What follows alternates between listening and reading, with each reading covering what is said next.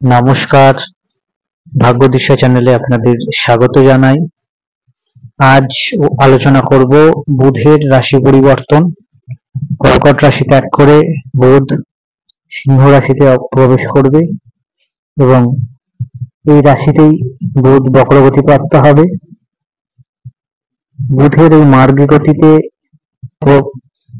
প্রবেশ সিংহ রাশিতে এবং যতক্ষণ না সে বক্রগতি প্রাপ্ত হচ্ছে তার কি ফলাফল সামাজিক ব্যক্তিগত ক্ষেত্রে পড়বে তা সম্পূর্ণ আলোচনা করব এই ভিডিওতে।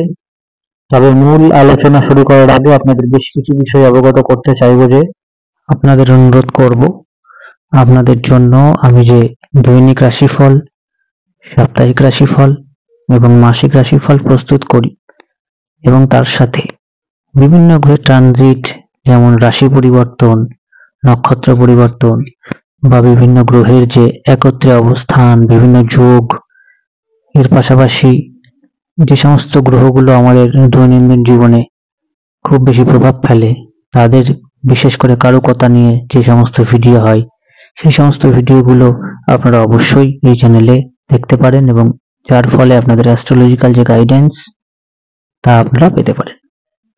এছাড়া বলবো যে আপনারা যারা ভাবছেন যে আমার সঙ্গে যোগাযোগ করবেন তারা অনলাইন এবং অফলাইন দুইভাবেই আমার সঙ্গে যোগাযোগ করতে পারেন এবং আমার সাথে যোগাযোগ করার জন্য তার ঠিকানা এই ভিডিও ডেসক্রিপশন বক্সে এবং এই চ্যানেলের অ্যাবাউটে আপনারা পেয়ে যাবেন এবং হোয়াটসঅ্যাপে আমাকে আপনারা মেসেজ করতে পারেন, ফোন করতে পারেন। ফেসবুকে আমার লিংক দেওয়া আছে ডেসক্রিপশন আমাদের এই চ্যানেলের অ্যাবাউটে, সেখানেও আপনারা আমাকে পেতে পারেন। আর একটি বিষয় আপনাদেরকে জানাবো যে হাতে লেখা কুষ্টি যারা যারা পেতে চাইছেন প্রাচীন ভারতীয় বৈদিক পরম্পরা মেনে সেই হাতে লেখা কুষ্টি পাওয়ার জন্য আপনারা অবশ্যই যোগাযোগ করতে পারেন এবং যারা অনলাইন কনসালটেন্সির কথা ভাবছেন তারা ভিডিও কল এবং অডিও কল দুইভাবেই আমার সঙ্গে কমিউনিকেট করতে পারেন।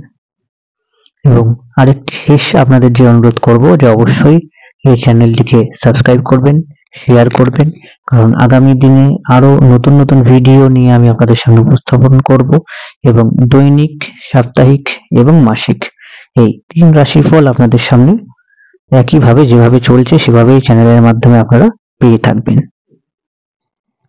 বুধ কোঅর্ডিনেশন, কমিউনিকেশন, কমার্স, ইন্ডাস্ট্রি, উপস্থিত বুদ্ধি,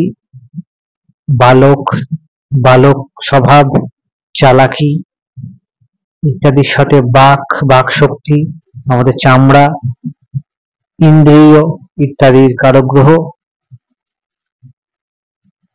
সেই গ্রহ কালপুরুষের চতুর্থ ভাব ত্যাগ করে কালপুরুষের পঞ্চম ভাব অর্থাৎ সিংহ রাশিতে প্রবেশ করছে।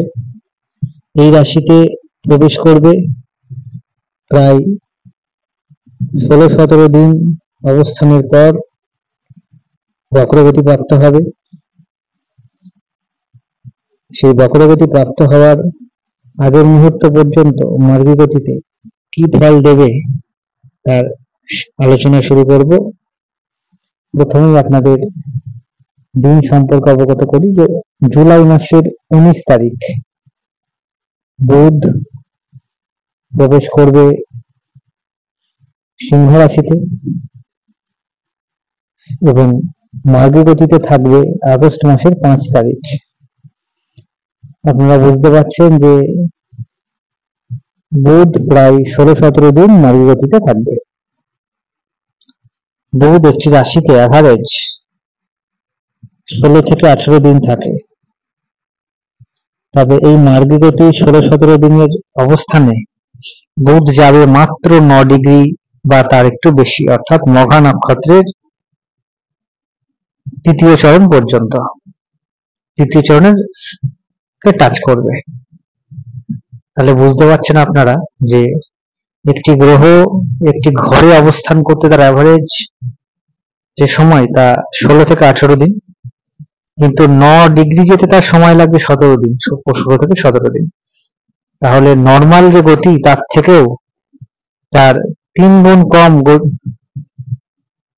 কম দূরত্ব সে অতিক্রান্ত করছে সে একই দূরত্বে, তার মানে তার গতি কমছে।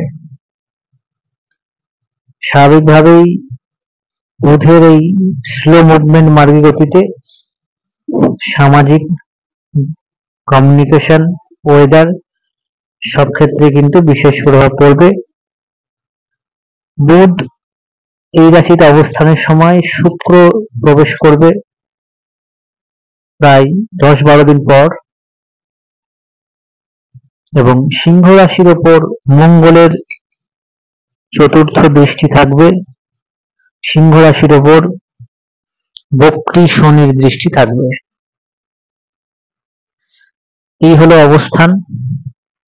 সেহেতু বুধ, শুক্র, মঙ্গল, শনি একটা যোগ সৃষ্টি হচ্ছে কালপুরুষের পঞ্চম ভাব, যে ভাব থেকে আমরা যে কোনো রকম ডেভেলপমেন্ট, আমাদের ঘরের যে কোনো রকম এডিশন, স্টার্টিং তার নির্দেশ করি। যে সমস্ত ক্ষেত্রে ডেভেলপমেন্টের চান্সেস দেখাচ্ছে, এই 16-17 দিনের মধ্যে প্রথম 7-8 দিন আমি বলবো যে financial sector, business, investment, coordination, import এক্সপোর্টের ব্যবসা, IT sector, communication sector, intelligence sector ইত্যাদি ক্ষেত্রে কিন্তু মোটের উপর ভালো ফল দেবে। তবে যত বুধ স্লো হতে শুরু করবে, যোগাযোগ ব্যবস্থা থেকে শুরু করে ইম্পোর্ট এক্সপোর্টের ব্যবসা, আইটি সেক্টর সব ক্ষেত্রে কিন্তু একটা বাধার সম্মুখীন শুরু হবে। তবে বাধাটা কারা পাবেন? যাদের জন্মছকে দশা অন্তর্দশা খুব একটা পজিটিভ নেই বর্তমানে, এবং ট্রানজিটারি পোস্টিংও খুব একটা বেটার নয় তারা। এছাড়া